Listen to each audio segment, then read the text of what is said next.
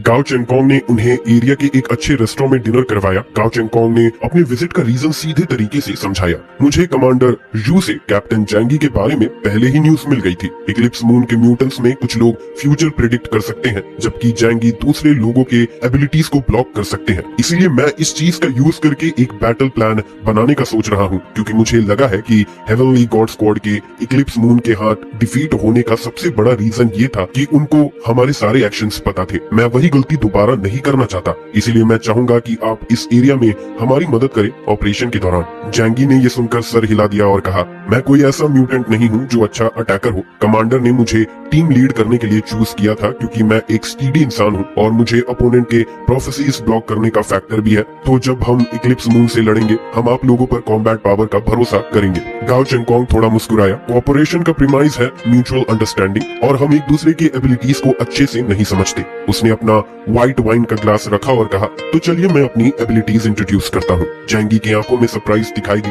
गाओ चेंगकोंग अपनी abilities reveal करने वाला था। ये हर म्यूटेंट का सबसे इम्पोर्टेंट सीक्रेट होता है और क्लोज रिलेटिव्स को भी उसके बारे में नहीं पता होता। ये एम्बैरसमेंट है, ये आपका प्रीशियस सीक्रेट है, जैंगी ने पोलाइटली कहा। लेकिन अनएक्सपेक्टेडली गाओ चेंगकोंग ने कहा, असल में मेरी एबिलिटीज कोई सीक्रेट नहीं है। जैंगी के सस्पिशियस एक्सप्रेशन को देखते हुए गाओ चेंगकोंग ने एक्सप्लेन किया, ब्लिज़र्ड सिटी में हमारे पास म्यूटेंट्स के बारे में पूरी इंफॉर्मेशन होती है, खास करके हमारे कैप्टन्स के बारे में। हायर अप्स के लिए कोई सीक्रेट नहीं है। सब लोग एक ही जगह काम करते हैं और अक्सर एक दूसरे से मिलते हैं। कभी कभी लड़ाई और कॉपरेशन के मौके भी मिलते हैं, तो सब कुछ सीक्रेट रखना मुश्किल है। वैसे भी मेरी एबिलिटीज थोड़ी स्पेशल है। अगर ये डिस्कवर भी हो जाए तो मुझे कोई टेंशन नहीं है। जब गाओ चेंगकोंग ने ये कहा, जैंगी ने अपनी नजर बैली चेंकिंग पर डाली, जो उसके पास बैठा बिना नोटिस किए। बैली चेंकिंग हंस के बोला, मैं इस बात की गवाही दे सकता हूँ, ये सच है। एक ऐसी एबिलिटी जो तुम्हें लोगों को बताने का डर न हो। जैंगी थोड़ा इंट्रूड हो गया, और सच में डियान जुनवू और टैंग शिंगतोंग की एबिलिटीज भी कुछ ऐसी ही थी, क्योंकि वो बहुत पावरफुल थे।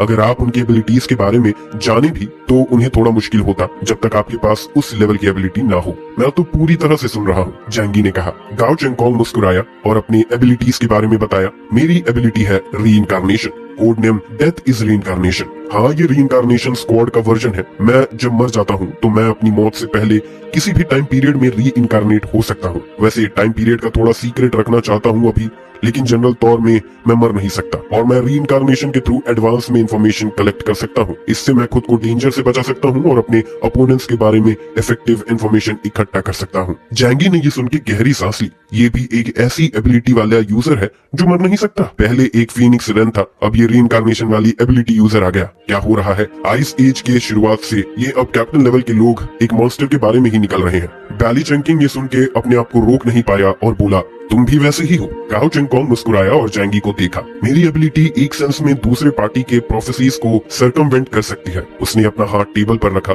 कॉन्फिडेंट होते हुए बोला, मैंने उनकी एबिलिटी को स्टडी किया है। हाँ, कॉज और इफेक्ट का लॉ इन्वॉल्व है, लेकिन उनकी प्रोफेसीज का स्कोप लिमिटेड है। अगर ऐसा नहीं होता तो फीमेल निंजा को टैंग शिंगतोंग के हाथ मरना न पड़ता, और तुम वो 4 लोग नहीं मार सकते थे। इसीलिए उनकी एबिलिटीज ओमनीसेंट नहीं है। अगर मैं उनसे एनकाउंटर करता हूँ तो मैं पहली अपॉर्चुनिटी पर उनकी एबिलिटीज और टैक्टिक्स को टेस्ट कर सकता हूँ, फिर साइकिल को ट्रिगर करके स्ट्रेटजी चेंज कर सकता हूँ उनके अगेंस्ट। जैंगी ने ध्यान से कुछ नोटिस किया। तुम्हारी एबिलिटी सिर्फ एक बार ही ट्रिगर होती है। गाओ चेंगकोंग ने अप्रूवल के साथ सर हिलाते हुए कहा, अच्छा इंसाइट है। मेरी एबिलिटी सिर्फ दिन में एक बार ही ट्रिगर हो सकती है, जब साइकिल को एक्टिवेट किया जाता है, और वो तब तक चलती रहती है जब तक सेम टाइम दोबारा नहीं आ जाता। जैसे अगर मैं अभी अपनी एबिलिटी एक्टिवेट करता हूँ तो 12:91 नून होगा। फिर अगला टाइम जब मैं अपनी एबिलिटी एक्टिवेट कर सकता हूँ वो तब होगा जब टाइमलाइन फिर से अभी के जैसे प्रेजेंट हो और फिर एक और दिन गुजर जाए। तो मैं सिर्फ कल 12:91 नून पे ही यूज कर सकता हूँ। ये सब ग्रेटर रीजन के रिकॉर्ड्स में नोटेड है, और मुझे तुमसे कुछ छुपाने की जरूरत नहीं है, तो प्लीज मुझ पर भरोसा करो।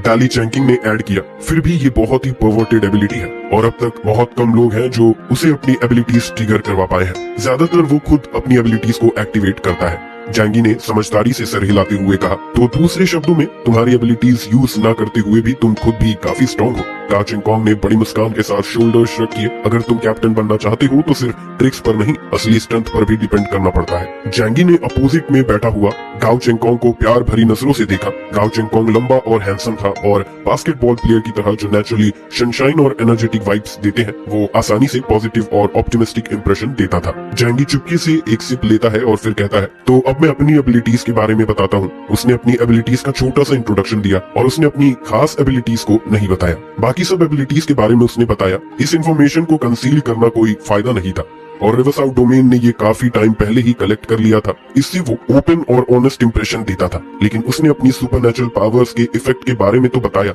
लेकिन अपनी एक्चुअल एबिलिटीज के बारे में नहीं बताया, जैसे डिवाइन माइट की डिस्ट्रक्टिव पावर कितनी है और डायमेंशनल गेट मैक्सिमम कितना अटैक एब्सॉर्ब कर सकती है, या स्पेस शफल की डिस्टेंस क्या है। ये सब उसने नहीं बताया। वो अच्छे से जानता था कि ये एबिलिटी बिल्कुल वैसी ही है जैसे वो स्पेयर स्किल और अपनी सुपरनैचुरल पावर्स की स्ट्रेंथ को कंसील करना। गाओ चेंगकोंग ने भी अपनी एबिलिटीज के बारे में उससे कुछ छुपाया था। सिर्फ एबिलिटीज की कैरेक्टरिस्टिक जानना काफी नहीं होता। जब तक उसकी स्पेसिफिक डिटेल्स नहीं पता चलती, तुम उससे कुछ नहीं कर सकते। गाओ चेंगकोंग ने भी ये नहीं बताया कि डेथ इज रीइंकार्नेशन एबिलिटी कितनी देर तक यूज की जा सकती है बिफोर रिटर्निंग टू डेथ। गाओ चेंगकोंग और जैंगी कुछ देर के लिए चुप रहे। जैंगी की एक्सप्लेनेशन सुनने के बाद, क्योंकि जो इन्फॉर्मेशन जैंगी ने दी थी उससे बस ये पता चलता था कि जैंगी एक ऐसा म्यूटेंट है जो डिफेंस में अच्छा है। अगर डिफेंस को 10 माना जाए तो अटैक सिर्फ एक हो सकता है। डिवाइन माइट जरूर पावरफुल है, लेकिन दूसरे अटैक मेथड्स थोड़े वीक है। ज्यादातर जैंगी के अटैक मेथड्स फायर आर्म्स पर डिपेंड करते हैं, लेकिन उनको जैंगी की करंट स्ट्रेंथ का न्यूमेरिकल वैल्यू नहीं पता है। इसीलिए वो समझ नहीं पा रहे हैं कि जैंगी की कॉम्बैट पावर कितनी लीथल है। ओरिजिन बुलेट्स, उसका एक्सक्लूसिव वेपन थंडर स्ट्राइक, उसकी सुपरनैचुरल पावर्स का बोनस और स्पेस में उसकी एडेप्टेशन, ये सब फैक्टर्स ऐड होते हैं। दोनों साइड ने अपनी रिस्पेक्टिव एबिलिटीज का थोड़ा सा अकाउंट दिया और एक दूसरे को समझने की कोशिश की। इस तरीके से आगे अगर फ्यूचर में कोई कॉपरेशन होती है तो वो एक दूसरे को बिल्कुल अनजाने फील नहीं करेंगे। शॉर्ट में मैं ये चाहता हूँ कि हम अच्छे से कॉपरेशन करें और इस मिशन का साथ में सक्सेसफुल रिजल्ट लाए। इक्लिप्स मून को किसी भी हाल में डिस्ट्रॉय करना होगा, तभी पीस आएगी। गाओ चेंगकोंग ने जैंगी से सीरियस होकर कहा। जैंगी ने सर हिलाते हुए कहा, मैं भी वैसा ही फील करता हूँ। उन्होंने एक सिंपल मील किया और अच्छी बातें की। आखिरकार बैली चेंकिंग भी था जो बीच में ल्यूब्रिकेंट का काम कर रहा था। इसीलिए चाहे जैंगी और यांग शिनशिन को स्ट्रेंजर से बात करना ज्यादा पसंद ना हो, लेकिन एटमॉस्फेयर इतना ऑकवर्ड नहीं था। ये मील जो गाओ चेंगकोंग का तरीका था अपनी स्टांस दिखाने का, ये प्रूव करने के लिए कि उसे जैंगी से ऑपरेशन का कमांड लूज होने का कोई गुस्सा नहीं था। ये सिर्फ जैंगी के लिए नहीं बल्कि ब्लिज़र्ड सिटी के एग्जीक्यूटिव्स के लिए भी एक रिस्पेक्ट का शो था। मील के बाद जैंगी ने यांग शिनशिन को विला ले गया। यांग शिनशिन जो अपने आप को रोक नहीं पाई पूछती है, भाई तुम्हें गाओ चेंगकोंग के बारे में क्या ओपिनियन है? जैंगी ने ये सुन के थोड़ा ऊपर देखा और हल्का सा मुस्कुराया। ऐसा नहीं है कि मुझे कोई ओपिनियन नहीं हो, वो कौन सा इंसान है और मुझे उससे क्या फर्क पड़ता है। बस ये है कि मुझे उसकी एबिलिटीज में काफी इंटरेस्ट है। जैंगी सोफा पर बैठा था और यांग शिनशिन उसके पास बैठी थी, अपनी बड़ी आंखों से जैंगी के प्रोफाइल को देखते हुए जैसे छोटी छोटी सितारे चमक रहे हो। जैंगी ने सोफा पर पीछे झुका और रिलैक्स होकर बोला, मैं बस ये सोच रहा हूँ कि उसकी एबिलिटी डेथ इज रीइंकार्नेशन किस टाइम तक रीसेट हो सकती है। अगर हर बार वो रीबॉर्न होता है और वो 3 दिन पहले तक वापस जा सकता है, तो इसका मतलब होगा कि उसके पास नॉर्मल लोगों से 3 टाइम्स ज्यादा होगा। 7 दिन पहले 7 टाइम्स ज्यादा, 10 दिन पहले 10 टाइम्स। जैंगी की आंखों में गहराई थी।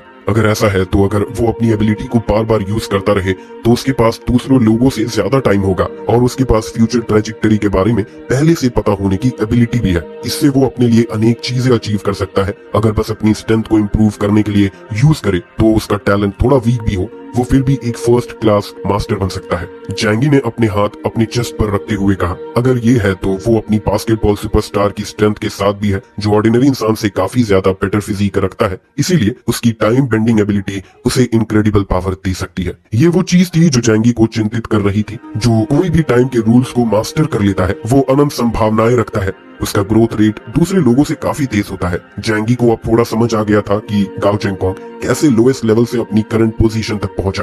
लेकिन इस वक्त यांग शिनशिन ने अपना मुंह थोड़ा सा कर्ल किया, अपना सर थोड़ा सा झुकाया और मिस्चीवियसली धीरे से पूछा, पर भाई तुम्हें सच में लगता है कि गाओ चेंगकोंग के पास वो एबिलिटीज है जो उसने बताई? जैंगी थोड़ा सा सरप्राइज्ड हुआ जब उसने ये सुना। गाओ चेंगकोंग डेफिनेटली अपनी सारी बातें मुझे नहीं बताएगा, लेकिन एबिलिटीज के मामले में उसके लिए मुझसे झूठ बोलने का कोई फायदा नहीं है। आखिरकार उसकी एबिलिटीज ब्लिज़र्ड सिटी के अपर एक्लियंस के बीच कोई बड़े सीक्रेट्स नहीं है। यांग शिनशिन की आंखों में गहराई थी, जो जैसे डार्क जेम की तरह चमक रहे थे। फिर भी मुझे हमेशा लगता है कि उसकी एबिलिटीज कुछ अजीब है। क्या इंसान के पास सच में इस दुनिया का टाइमलाइन रिवर्स करने की एबिलिटी हो सकती है? इस सेंटेंस ने जैंगी के ख्यालों को उसकी रीबर्थ के वक्त ले आया। जैंगी ने सर हिलाते हुए कहा, शायद ये सच में मुमकिन हो। यांग शिनशिन को समझ नहीं आया कि जैंगी इतना कॉन्फिडेंट क्यों था, लेकिन जो उसने कहा उससे ये समझ आता है कि वो टाइम को फ्रीली डिस्टॉर्ट कर सकता है और एक दिन के साइकिल के अंदर हिस्ट्री को बदल सकता है। ये अब इंसान के रेल्म का नहीं बल्कि देवताओं का रेल्म का हो गया है। यांग शिनशिन धीरे से बोली, ये तो किसी गॉड की एबिलिटी लगती है। जैंगी का चेहरा सीरियस हो गया।